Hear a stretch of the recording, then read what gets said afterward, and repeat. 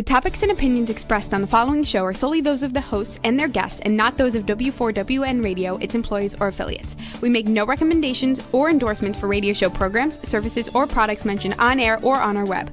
No liability, explicit or implied, shall be extended to W4WN Radio, its employees, or affiliates. Any questions or comments should be directed to those show hosts. Thank you for choosing W4WN Radio.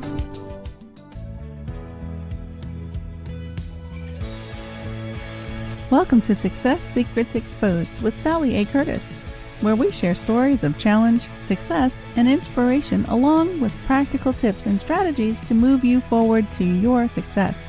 And now, here's your host, Sally A. Curtis.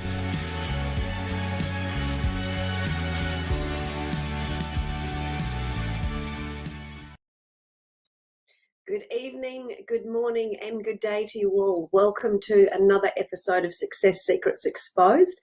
I am super excited and very privileged to be able to share with you today Christopher Booth, and we're going to be talking about music for mental health, something that's become very, very passionate about, and certainly an opportunity that we're all looking for is to have a better fulfilling life and much more balance within our lives as well. Now, for those that are new to the show, just a little bit of a background on me. I'm a marketing and business strategist for coaches, consultants, and speakers. What I plan to do, my role in that is to help amplify their voice, their message, and their impact. And one of the greatest gifts that I love to share with people is being able to shine the light on them and shine the opportunities and the direction and the stories that are going on in their life, so it can actually help you have forward movement and inspiration and strategies to continue on with your success as well. So to give you a little bit of a backstory on how I met Christopher, many of you know that I'm very active on LinkedIn, and for the very first time, Christopher actually messaged me.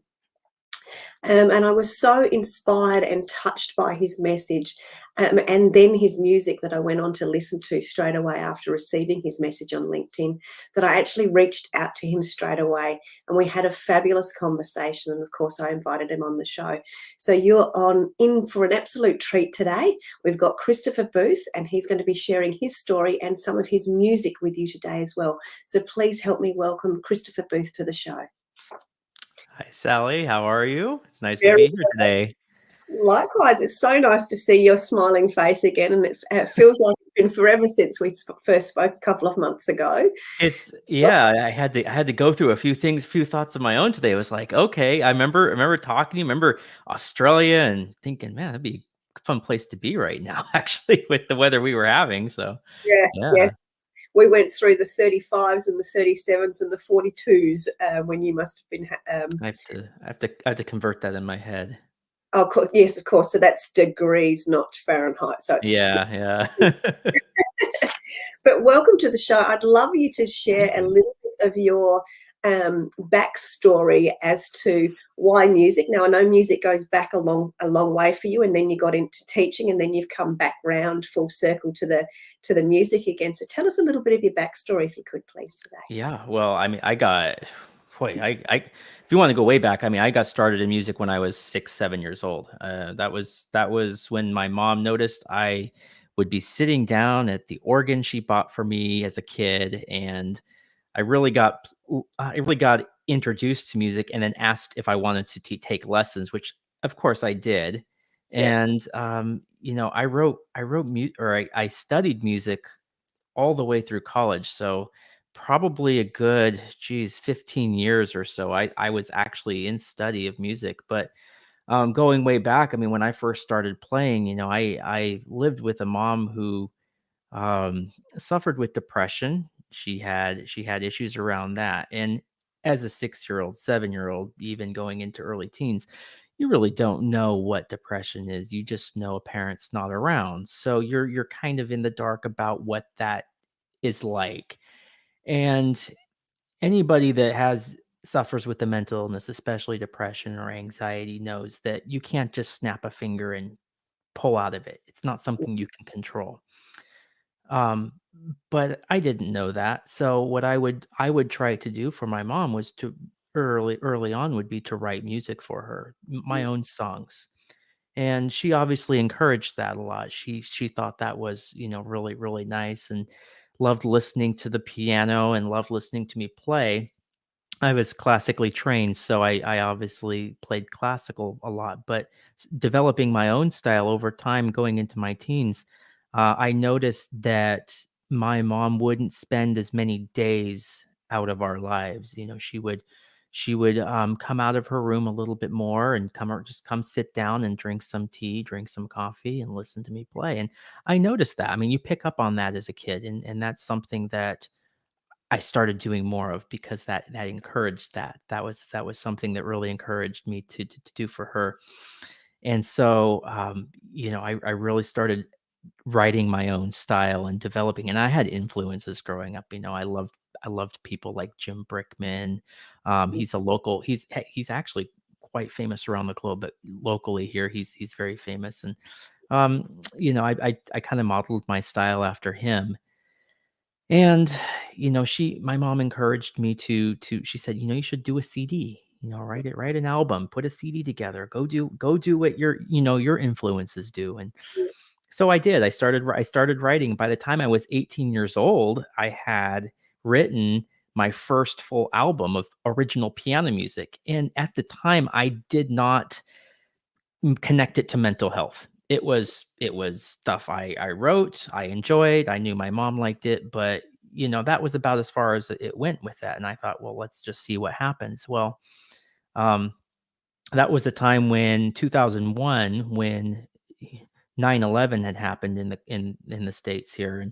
And that was a time when people started going, coming to me, local media, local news, had come to me and said, we like what you do. We think it's relaxing. Why don't you play live or do some things? And I did. And I think that was the first time I even began to think of it as something that could make people feel calmer and relax, and kind of evoke this form of relaxation. And of course, at the time too, I had no idea what music therapy was. I mean, most well, it's hard to say. Some people you talk to about music therapy, they've never heard of it. Some people Mm, have. I mm, had obviously didn't know what that was. So this is stuff I discovered later on, that way later on down the road, when I started, figuring out what mental health was and getting a little bit more into that. But my mom would sit at these booths that would set up at local malls and places and sell my albums for me, and I would play, and people would come up, and it was really fun. I mean, 18 years old, you really don't know much about marketing and stuff, so you're just kind of out there doing it. And that was a fun time for me. I mean, I really enjoyed that time. But one thing I learned about myself was I was not a spotlight kind of a guy. I was I'd rather be in here writing yeah. the stuff, and then you know, if impacting people a different way. But Mm, that's where I discovered teaching. You mentioned that, and mm, that's where I really discovered I could teach. I enjoyed that. So I started going down the teaching side a little bit more, and spent many years doing that.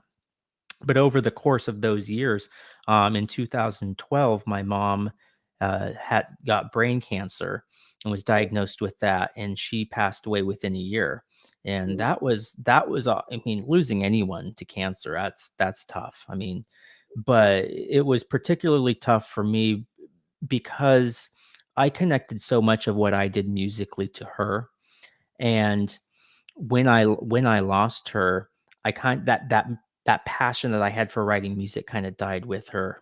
And it really kind of felt, it was almost like toxic sitting down here at the keyboard playing, and having those unresolved, that conflict within that really kind of says, this doesn't feel right, or I'm not doing it for the right reasons anymore. mm, So I really had took some time to kind of get through that loss, and move beyond that pain. Um, but one thing I did in 2017 was I started the By Christopher brand, and I wanted to start writing again because I did realize that there were a lot of people that obviously have depression and have mental health challenges, and I had been around that growing up in my family my whole life, mm, not just with my mom, but with other family members.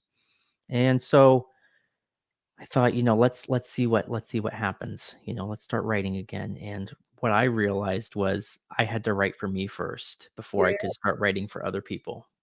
And it sounds selfish, but that's unapologetically that's what it was. It was a selfish thing because I had to be able to bring that out again and let that shine, let that light shine. And the first song I wrote was a song called "A Flame Within," and it was dedicated to mental health awareness. And it was a song that basically says that we all have a flame within us, and some of those flames shine brighter than others.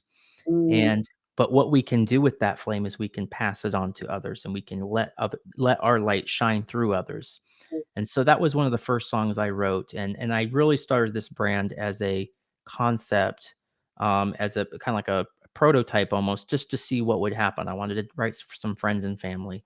And then, of course, people started asking for more and asking for more and saying, "When are you going to do an album?" And okay, one thing at a time. But that's when I thought, I can do the music, but I can also bring awareness to one's own mental health and the power that music can have for that. For that, mm, music is something that I believe personally can begin a healing process within someone that's dealt with trauma or dealt with loss more effectively than even other modalities can. I mean, mm, there's other things that are great out there, if it's counseling or what therapy, whatever it is, those are all good. But I think music really can reach down deep and really pull you out of a dark place. mm, So I kind of put those two together and really started promoting and writing with that cause and with that intention behind it. um, so fast forward, 2020 comes around. I'm doing an album. My partner and I, we discovered that we were going to be having a baby that year, and it was very exciting time for me. And of course, then COVID happens, and everything kind of falls flat. All the plans just kind of go away. And what are you gonna do, right? What do you do? You can quit and say, well, it's not gonna work out the way I wanted, or you can kind of what I did was I rethought how I was going to bring it to people. And the initial plan was to do a lot of local stuff, but now it is obviously is all online. We're all on Zoom or different social medias now, mm. communicating with one another. Hopefully not for too much longer. But that's the reality of the situation. And so I've been promoting my music and my cause through social media platforms, bringing the music to people. I put it on YouTube free of charge, and of course, the response I've gotten has been tremendous. I mean, it's been overwhelming, really, because you don't know what you don't know, and when you do something, you think, hey, I'm sure it'll impact some people because I already knew that. But um, getting responses daily from people around the world, really, that are it really means a lot, and it keeps me going. So I've been able to develop new projects coming out of all this mild success, and I continue to write to this day. And I'm just excited to really first and foremost keep that conversation around mental health, because we all know what COVID has done for a lot and done to a lot of people and a lot of families. Yeah. And it's more important now than ever to really have that conversation and be talking about that, and talking about it from a personal standpoint, not I know somebody. Yeah, exactly. I'm Yeah, just gonna dig into, if you're okay with this. I'm You fine. Yep. You mentioned that in the very beginning that you had to write for yourself when you did your full circle, that you actually had to write for yourself first. And I find it really interesting, having done some, and I've had Gary, this a person that I'm referencing, on the show with me, who's helped me out. And him and I have done some work as it relates to relationships. I've been single for a while, and I discovered through working with him that I had to work out who I was and what the relationship I needed to have with myself was first, before I could go out and sort of work out what sort of relationship I wanted it to have again in my life. So I found that both confronting, frustrating, and everything else in between. But then it became very peaceful, and I understood it. And then you've got that acceptance. And I imagine that you've gone through a similar process. Can you share a little bit as to how that? What was how did you sort of start writing for yourself first, and then obviously that's blossomed on into everything else? But can you just explain what the process was for you, if you can Well, remember? yes, I can. It was curiosity, Yeah. because I initially for 5 years, really, I didn't want to even touch the piano. Mm, So I was a little bit curious, like what might happen, what might I discover within myself if mm, I do start to write or if I do even start to play.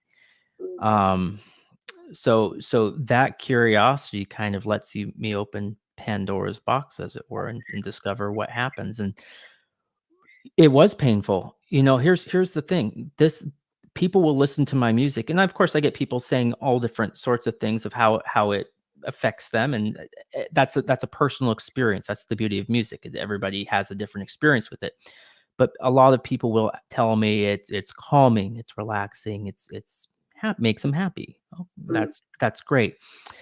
But going through that writing process and writing it was not happy. It was a lot of that deep stuff that you go through, but it's a release.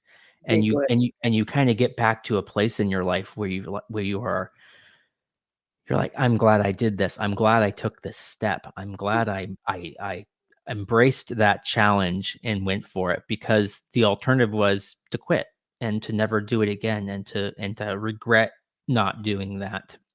And Mm, that's something I didn't want, because I obviously knew what I could do and what my potential is. So it was embracing that challenge and really being able to run with it once I got going on it again. yeah, beautiful. Thank you. And then you also referenced when we spoke the very first time that you got extra inspiration when your daughter was born to write for her. Oh yeah. Any parent out there will know that's true. It doesn't even have to be music. You have a brand new baby in your life. That's a very happy thing, and people are inspired many different ways by having children come into their lives. And for me, I'm obviously a musician, so it became easier to the writing process just kind of flowed. You have that natural inspiration, and then by the time she was born, was January 2020, and that's when the pandemic hit. Mm, So I had pretty much written all the music up to that point and had it recorded for my album. And then of course everything just started getting shut down and shut down and shut down. And of course with that were the collaborations I was going to do with my photography and different people that were going to help promote it and all this stuff. And so that's where it just kind of like had to reimagine the whole process. But being able to have my daughter here at home and be able to work from home and do music from home has just been an absolute blessing. I mean, it's been a blessing in disguise, because that's how, I really believe that life has a funny way of working out for people. And when you think that the end, oh boy, here we go, here's a pandemic, all the reasons in the world to stop, right? You keep going, and there's new blessings and new joys that come into your life, and that pay it back tenfold to as well. yeah, I totally agree with you. Can I ask you, and I'm going to ask you this question. I'd love to hear some of your feedback and some of the comments that you get as it relates to your music. But Okay. what I'd love to do first is actually ask you to play a piece of your music. Ah, And then, so that'll give the audience the opportunity to experience it, and then we'll be able to discuss how other people have referenced it, and then they'll have a little bit more of their own insights and be able to walk away with okay. something magical. I'll, I will play a piece called "The Beginning." I don't think that needs too much explanation. So. Thank you.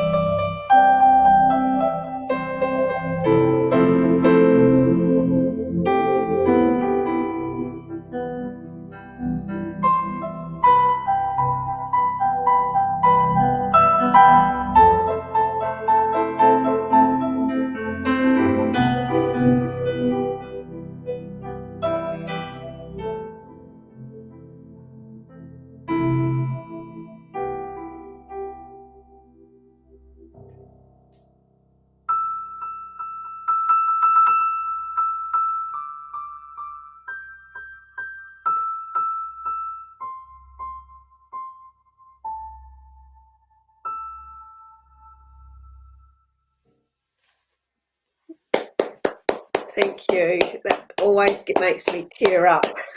My pleasure. Thank you very, very much.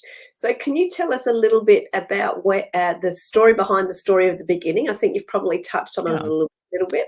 Um, Well, yeah, I mean, the beginning is music is such a personal thing to so many different people, and I try to make it that way too, because obviously as a musician, you write from your own inspirations, your own experiences, your own life history, everything kind of goes into that. At least for me it does. And but what I try to do is I try to make it relatable to other people.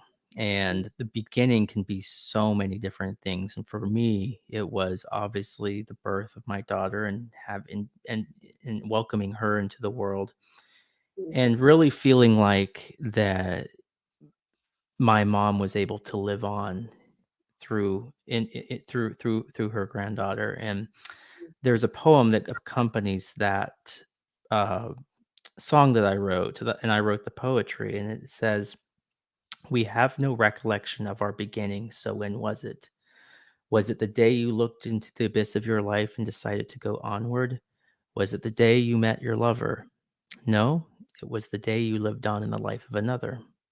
And mm, so that was kind of the birth of the beginning for me. And so but that can be a lot of things to a lot of different people. I mean, sometimes getting a new job can be a new beginning, and sometimes deciding, I'm going to do something for me. I'm going to live a little more selfishly today, yeah. because I'm guilty, of putting effort into everybody else, but you do have to take that time out of your day sometimes and really give yourself some me time. And that's where the mental health aspect falls into place as well. It's a very selfish thing, but it's a very necessary thing.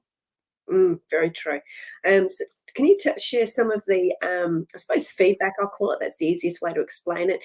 That you've received from your music a- since you were doing it locally, and then that obviously that's significant and magical transition into the global reach that you've now been able to have. So sort of tell us some of the feedback and some of the stories that you've heard.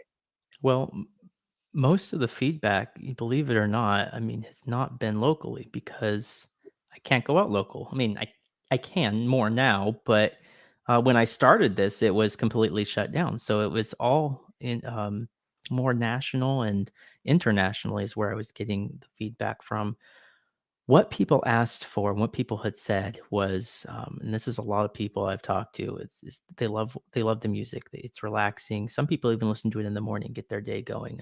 But Mm, how are I you? was I was thinking, "Oh, people go to sleep to it." No, they're waking up to it too, so, okay, that's good. But what people were asking for or saying was, "Hey, look, we love what you're doing. Do you do something that's for meditation, for a mindfulness practice, for a wellness practice?" And I said, "Well, not specifically." So guess what I did? I started to write music for meditation, and I did probably close around the time when we first spoke. I was starting a series called 7 weeks of focus, Yes. and that is when I really kind of took that to heart and thought, I want to do something that's my style, that is still me, but can be used to do some version of meditation too. And that's each week I released a new soundtrack and had a specific focus behind it, Mm, and that was really well received. That was I couldn't believe it. I was thinking, "Oh, well, I'm gonna do this for a few people and for myself, and that's great." And of course, I was wrong. People yeah. kept saying, "Hey, I want to talk to you about this. I want to invite you on my program and talk and or whatever." And again, it's overwhelming. It's you don't know how to respond to that, but I try to be gracious in that. And but from that feedback, and from doing that series, because that series has now just got recently got completed, Mm, I've been able to develop um mm, new series that I'm going to be doing here in the next month. I'm going to be mhm, doing a piano scapes series, which is it's going to be kind of focused around that kind style of music. You really don't have to think a lot to really enjoy it. It's just going to be mm, there, and it's going to be supporting you throughout your day. But it's going to be put into a conversations around mental health, So I'll be having those conversations with people and then also debuting the music as well. But then I'll also take the individual songs and put them on my channel for people to enjoy individually. So I'm really excited about that because it's always sad a little bit for me when I wrap up a project for an album, because it's like you're leaving kind of like a friend behind, or you're finishing something. It's got a finality to it. And Yeah. doing new stuff is exciting for me because it's like, okay, I get to get back in the studio here. I get to start writing and get the creative process going again. And that's always a lot of fun. Yeah, beautiful. Can you share also with us I'm going to call it your pay it forward principle? Because this was something that came out very quickly. That was what the element that touched me when you messaged me on LinkedIn. It was the message that you sent, that it was you were wanting to pay it forward, and that it was around for mental health. And that I was touched before I heard the music, and then I heard the music and went, oh my God. So that was a real, the only word that comes up is it was a real awakening for me. It was like, oh my God, this is gold. So can you share with the audience a little bit about that, the pay it forward principle, and how obviously the audience can help you continue to pay it forward and keep this conversation around mental health continuing? Yeah, well, I might have coined the phrase "play it forward" because that's kind of the that's kind of the idea behind it, right? But it's like anything; it's anything that is impactful to you. And I tell people this all the time. It doesn't have to be my music, but it should be something that's meaningful to you, that you can bring and put into someone else's life as well. Because if it impacts you, it's going to impact someone else. Most likely, people that are close to you. Yeah. And that's really been the focus of my brand, is impacting one person a day positively. And I think if everybody really start taking that approach, it can be music, it can be a a recipe, a good dinner you made last night that you really liked. It can be something like that. It's something that's impactful, that's something that's going to make a difference, right? Doing a kindness, and that's kind of what I've told people with my music. I said, look, you don't have to share it with your entire network. 'Cause not everyone's going to go for that, but do share it with one person that you think it will impact. And I think that's a really, for me, that's kind of the approach I'm taking myself. So that's what I encourage others to do. That's beautiful. I know couple of experiences I've had with sharing it with people. Interesting you said that you were expecting people to play it at night, because I find it very inspiring. So I'm a morning person with it. So that was actually interesting. But I've got a dear girlfriend here that's got a 5-year-old son that's been learning to play the piano. And I was round at their house having dinner, and I said, I think I've got something that you might like to listen to. And he was just awestruck, and just went on and then wanted to go. It was, late at night. He was meant to be going to bed, but then he wanted to play his music for us. So there's a different level of, inspiration, and then being able to share it with people, as you said, more from that meditative state. So the impact and just the ability to be able to share the experience with other people is certainly very, very magical. One of the other questions I was just going to ask you, and I just had the question, then it's just slipped straight out of my mind, was as it related to your you have some more series coming up. So you've obviously got, if being a creator, you've obviously got the series you're currently working on. There's probably a whole heap of others that you're sort of starting to drop into your mind. You know me already. So tell us a little bit about the one that's obviously coming up, which you did touch on, but also some of the other ones that you that are birthing right now, or sort of starting to grow. Am I gonna announce this to the world on your show? You're gonna be able to be the first to hear it. It was said here first. Yeah. So the Pianoscape series, as I mentioned, it's gonna be a live stream is really what it's gonna do. I'm gonna have a few platforms that'll be going out to live stream. I'm gonna have different experts in the mental health field, really, because I think that's an important thing to have. I mean, obviously my experience with mental health is all lived experience, right? And then music. So I can speak for days on music and that. And I can speak for on my lived experience, but having those experts in the mental health field, I think, are very important to have. So combining those two, kind of bookending it maybe with a song or two, and then having a short conversation, I think is just going to be something that people are looking for and need.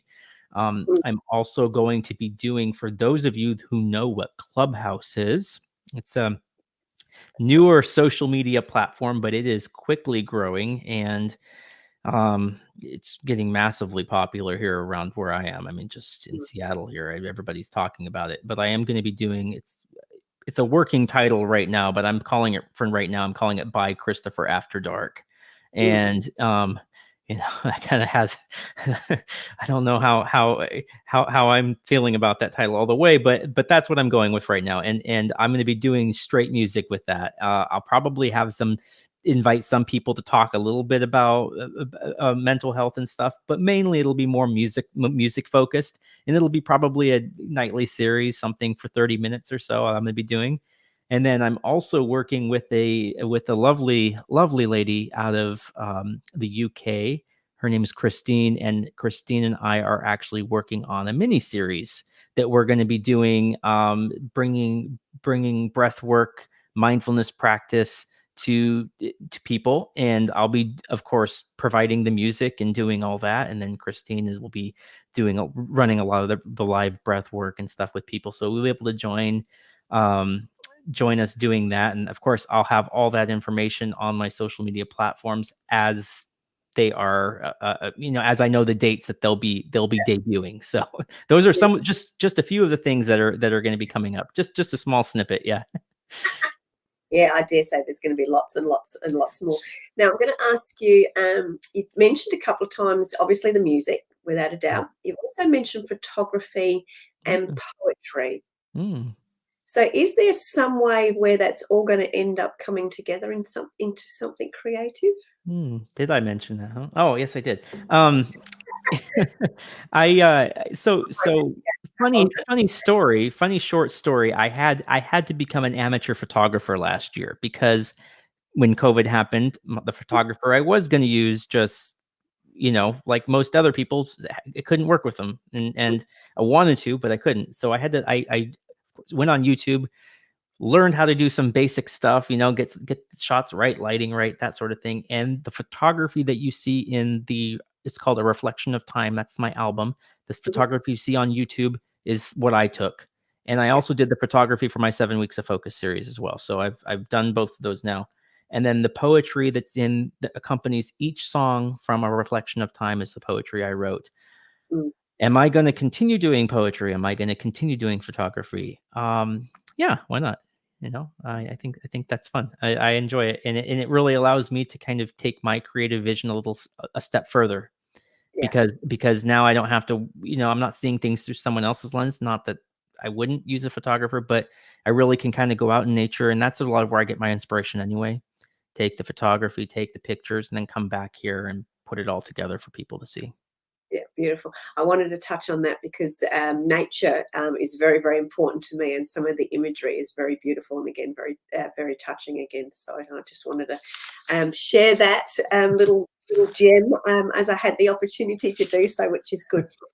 So with the series that you're doing and the Clubhouse After Dark, what do you? I'm going to ask you, what's the best way for people to keep in contact with you? So I know we've got running across the ticker along the bottom, your YouTube channel at different times is going. YouTube, so people can, the youtube.com/by Christopher. Yeah, that's where you hear all the music. That's where all the music's at right now. I have an Instagram. I am on Instagram at it's Awaken Music Productions. And then I am also on Twitter at by Christopher1. And then those are really my big social medias right now. I'm going to be getting my Twitch up and running as I get these other live streams going as well. But YouTube and Instagram, I post everything on Instagram as far as what's coming up, how, when you can expect things. That's kind of the best way to hear the information. And so But right now, everything you listen to is on YouTube, and then hopefully it'll be going off, especially with Clubhouse. Clubhouse will be a little bit more of an adventure for me because I haven't really done anything off of the YouTube platform yet. So I'll be fun. Yeah, no, I'll be curious. Like everybody, everyone's in my arena is getting on it. I'm doing I'm trying to keep focused, but I've registered my name and done all those sorts of things. And when I connect with people like yourself and a couple of my other clients friends and clients out of the US, they've just jumped on it in a really big way. So it's like, okay, I'm going to have to come and join you. But they're having a blast and connecting with all sorts of different people and finding that the connectivity of it. Yeah, I shared your attitude 100% because at first I was like, nope, I'm just doing YouTube. That's it. I don't want to do anything else. I don't want to get into other things because I know it's out there. But then I started on Clubhouse, and boy, there's so much potential there for people to really amplify their own brands, other people's brands. It's tremendous. So of course, I've now embraced it, and I've gone to the dark side. Yeah. I'm still kicking and screaming, but I dare say I probably will be there very, very, very soon. Yeah, I'm sure I'll see you too. Very much so. One of the other areas I wanted to ask you is who are you also looking for or wanting to be connected with? We're on a global show. You never know who's connected to who's listening to the show at what time, whether they're listening to it now or later down the track. Who can help you to help others as it relates to the mental health and getting the messages out? Yeah, anyone that's committed to making a difference in people's lives. That's it. I want to work with those people. I want to collaborate with those people. I want to have conversations with those people. I mean, I think people think, well, how are we going to work together? It's not always about how we're going to work together. Let's have a conversation together, because from those conversations come so many new ideas and so many ways of impacting people. I mean, I'm talking to people that I never dreamed I would be talking to. And the conversations are so powerful, because you get ideas. And with social media the way it is, I find people that I really love what they're doing, so I'm putting them on my social media platforms and showing what they do, and they do the same thing, and it's just a wonderful collaboration work that way. So those are the people I really want to work with, the people that are really trying to make a difference in people's lives daily. Yeah, and you've touched on one of my words and core beliefs is collaboration. Have you found that through collaboration there is I'm going to use the word improvement, that might not quite be the right word, but is there an improvement and a different energy and feel that comes to people as it relates to mental health because of the inspiration that comes out of collaboration? Well, yeah, I mean, absolutely, because mental health for so long has had this stigma around it, right? We don't want to talk about it, especially ourselves, right? Yeah. Maybe we'll talk about others if we go there, but we're not going to talk about us. Yeah. But physical health, right? Oh, well, it's everywhere. That's in your face all the time, 24/7. You can't turn on the TV without watching some sort of commercial about getting in shape or doing something for you physically. Yeah. But when are you seeing and hearing the conversations on TV around your mental health? It's not that much. It's very, very small percentage. So when you talk about collaborations and you talk about conversations and things like that, that's what's going to help make that not be such a stigma for people to talk about and be more okay to talk about. Because you can say, well, talk. That doesn't talk leads to action. And what people hear and what is okay to talk about and what is talked about openly eventually becomes the norm. And that's it. We can raise that conversation of mental health up to where our physical health is, because physical health is very important too. But if your mental health is down here, your physical health is going to start going that way too. So, it's a two-way street. And I think that, that's why I'm so passionate about having that conversation as well as bringing the music together, because I think they fit together very well. Yeah, beautiful. And I just saw up on the screen, and it was Peter. Bless you, Peter. Thank you for listening in. Peter's just said that music is very much the voice of the soul, and he does a lot of singing in his local choir. He's one of my local friends here. That is true, Peter. Thank you.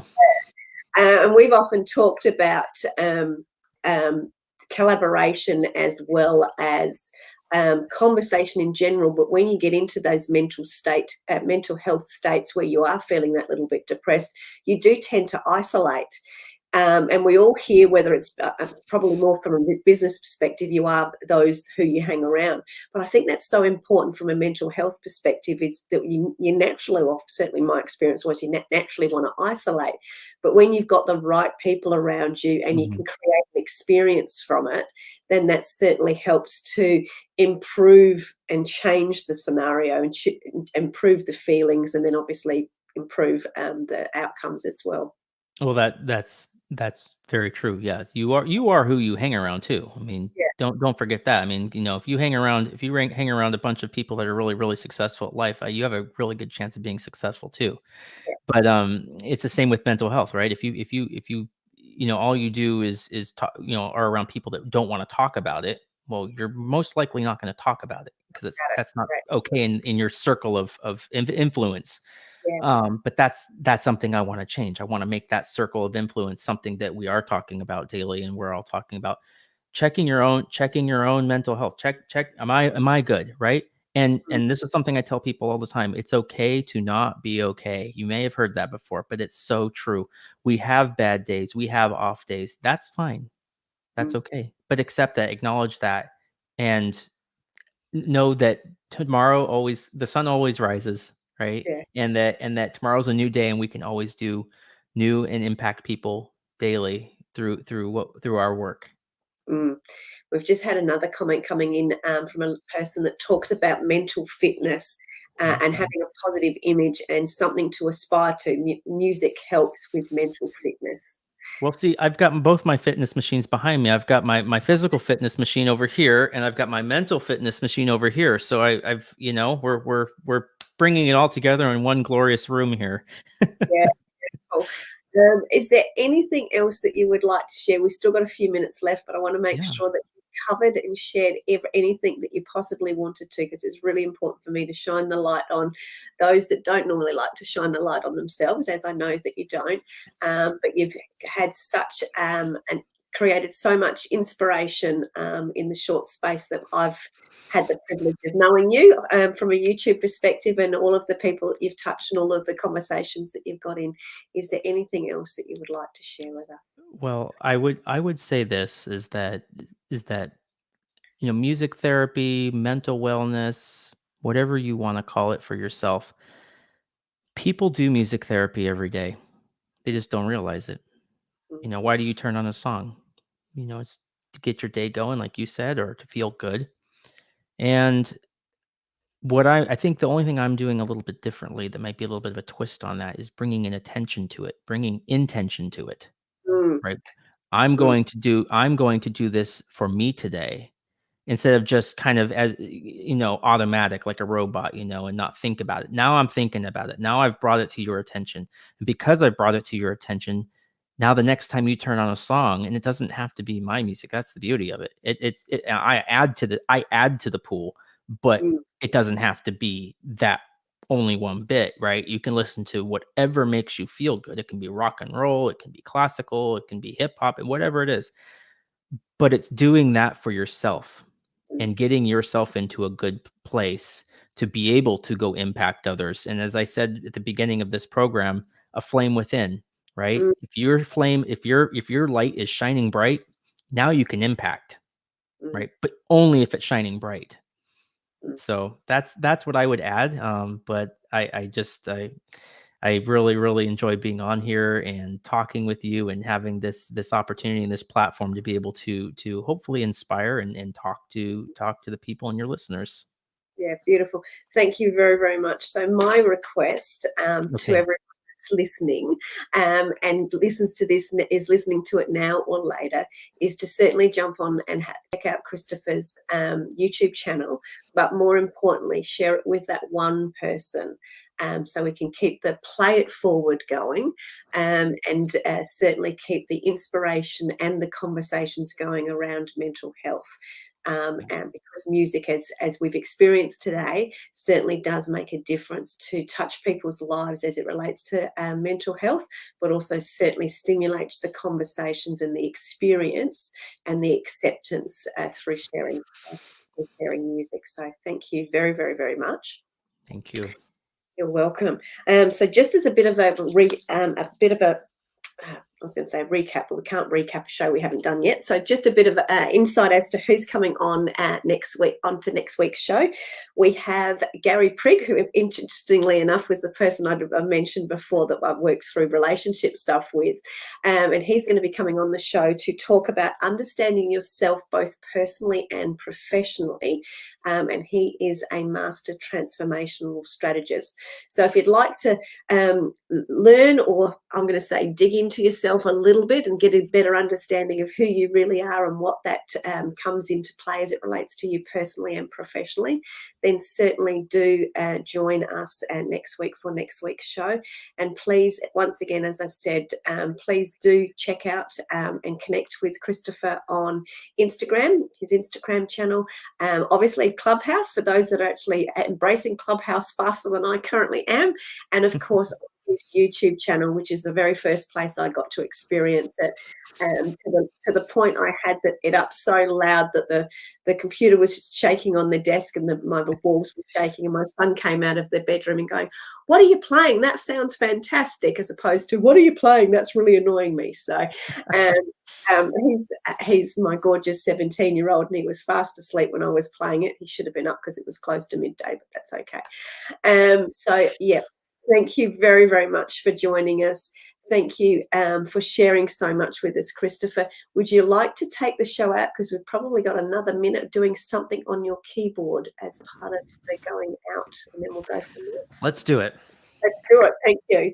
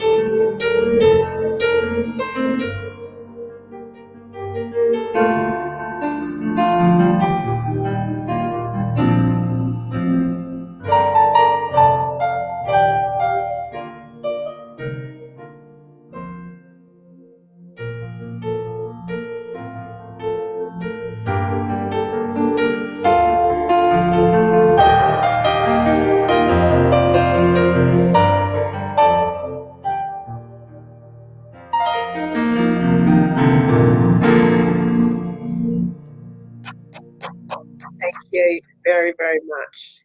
Thank you so much, Sally. Appreciate it. Thank you. Thank you very much, everyone. I will look forward to seeing you on next week's episode. And don't forget to check out Christopher on his YouTube channel. Thank you very much and see you next week. That's it for this week's episode. Thank you so much for joining us. I trust you got some inspirational tips to move you forward. See you next Thursday at 7 p.m. Eastern for more Success Secrets Exposed.